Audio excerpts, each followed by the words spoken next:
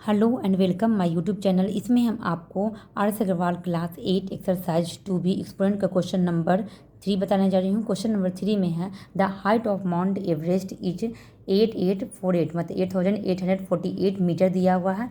Right it in standard form, इसको standard form में लिखना है। तो स्टैंडर्ड फॉर्म में जैसे हम लोग फर्स्ट क्वेश्चन बनाए थे इसमें उसी तरह स्टैंडर्ड फॉर्म में करना है। तो यहाँ लिखेंगे हाइट जो दिया हुआ है क्वेश्चन में, हाइट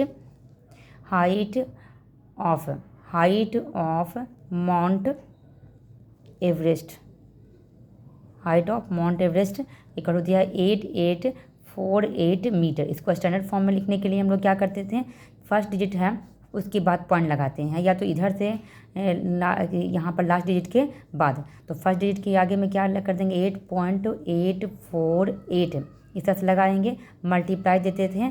यहाँ पर देखिए पॉइंट के बाद पहले पॉइंट इतना मल्टीप्लाई करने के लिए हम लोग पहले यहाँ पर 10 पर पावर देंगे।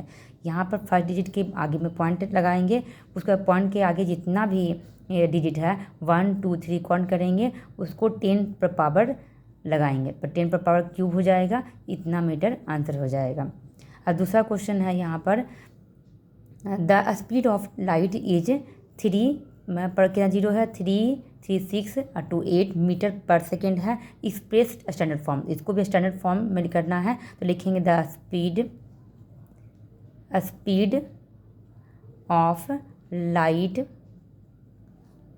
इक्वल टू 3 1 2 3 4 5 6 7 8 मीटर पर सेकेंड। ठीक है, तो इसको हम लोग को इसको भी लिखना है स्टैंडर्ड फॉर्म में। तो यहाँ पर फर्स्ट के डिजिट के आगे में क्या लगा देंगे पॉइंट, 3 पॉइंट यहाँ पर लगा देंगे, मल्टीप्लाई। यहाँ जीरो का कोई वैल्यू नहीं रहता है पॉइंट के बाद, तो हम लोग डायरेक्ट यहाँ लिख सकते हैं 3 इंटू।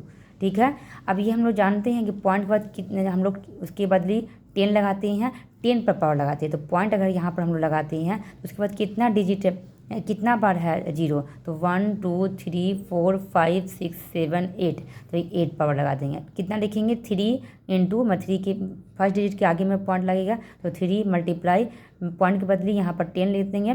पॉइंट के बाद जितना बार जीरो आया है या तो कोई भी डिजिट रहता है उतना को हम लोग काउंट करते हैं, तो उसी को पावर में लिखते हैं। तो इतना मीटर पर सेकेंड आया इसका आंसर। अब उसके बाद तीसरा में है यहाँ पर the distance from the earth to the sun is 1496, और इस पर कितना जीरो है यहाँ पर दिया हुआ 1 2 3 4 5 6 7 8। तो यहाँ पर लिख देंगे the earth of the sun is distance from the earth to the sun is, तो इसको हम लिख सकते हैं 1 4, इसको लिख के दिखाते हैं कि कैसे लिख सकते हैं 1 2 3 4 5 6 7 8। तो स्टैंडर्ड फॉर्म में ही लिखना है। तो फर्स्ट डिजिट के आगे में पॉइंट 1.496 इस तरह से लिख सकते हैं। ये डिजिट जो है दिया हुआ नंबर में उसको लिख देते हैं, फिर मल्टीप्लाई कर देंगे। पॉइंट के बाद हम लोग जो पावर लगाते हैं उसको हम लोग 10 के ऊपर पावर लगाते हैं।